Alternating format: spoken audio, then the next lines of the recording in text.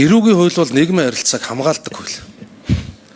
Хүний эд хөрөнгийг, эрүүл мэндийг, амь насыг бүгдийг эрүүгийн хуулиар хамгаалдаг.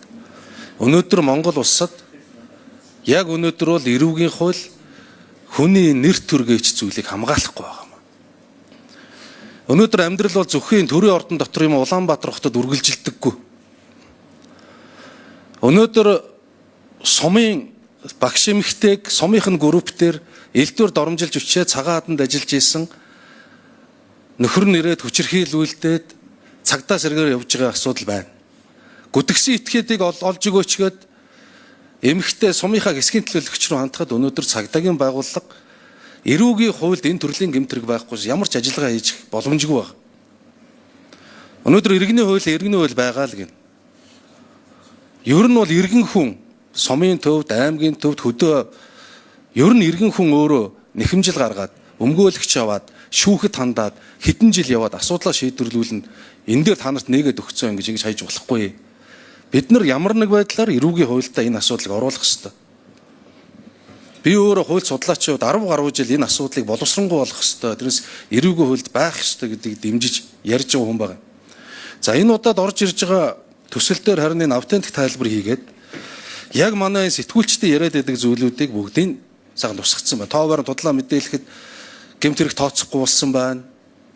За энэ нийтийн албан тушаалтан буюу төрийн албаагч, улс төрд нөлөө бүрх одоо албаа агчид энэ улс төрчдийг одоо шүүмжлэхэд эрүүгийн хууль тооцохгүй болсон байна гэж зөндөө олон дэвшилтэй зүйл орж ирж байна. Яг судлаад үзэх юм бол дэлхийн улс орнуудын 80 гаруй хувь нь энэ гүтгэх доромжлохтой холбоотой харилцааг эрүүгийн хуулиараа зохицуулж байгаа. Бид нар дэлхийн нийтийн жишгээс гажихгүй. Өнөөдөр цагдаагийн байгууллага дээр хүн очиод өргөдөл гомдол гаргаад намайг ингэж гүтгэлээ, ингэж дайрт доромжлоо, нэр усаа нууж ингэж гутаалаа, миний гэр бүл үр хүүхд рүү ингэлээ. Насан туршаагүй хүүхд рүү минь ингэж дайрж ийн гэдэг цагдаагийн байгууллага өнөөдөр шалах болцоогүй л байна. Тэгэхээр би одоо ажлын хэсгийнээс нэг ялангуяа цагдаагийнхнаас асуух гэж байна. Одоо энэ гэмт хэрэг байхгүй болсноос хойш цагдаагийн байгууллага энэ асуудлыг яаж шийдэж байна? Хичнээн иргэнээс өргөдөл гомдол ирэв.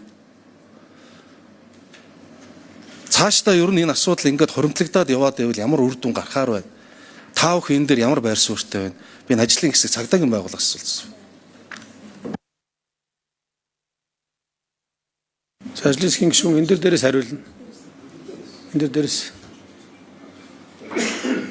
За өөрийгөө танилцуулаад энэ дээрээс хариулъя.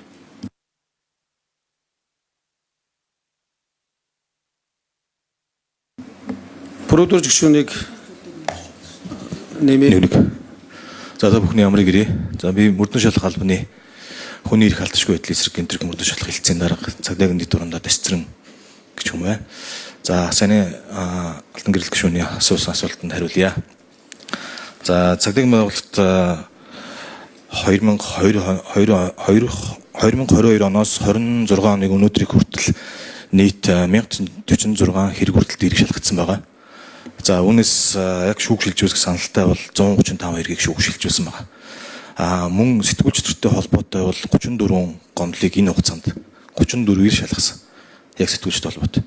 Мөн дээрээс нь сая 2025 оны 11 сарын 25-ны өдөр өнцгөөлийн цэцээс 10 дугаар дүгнэлт гарсантай холбогдуулан нийт иргэдээс 317 гомдол ирсэн. Тухайн 317 гомдлыг бол мөрдөн шалгах байгууллагаас хүлээн аваад ямар ч мөрдөн шалгааг нь явуулаад тэгээд прокурор танилцуулаад татгалзаж байгаа. Яг хуулийн одоо зохицуулалттай холбоотойгоор өнцгөл цэцэд төтөцөөсөөс хойш.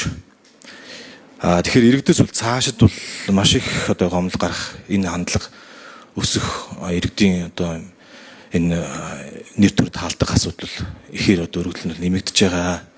Тэр цагдаагийн байгууллага бол хуулиар батлагдаад нэгэнд ороод ирэх юм бол шалгахаа зур гаргахгүй шалгана. Гэхдээ энэ хуульд орсон өөрчлөлтийн дагуу бид нар мөрдөн шалгаагаа явуулнаа л гэж ойлгож байна.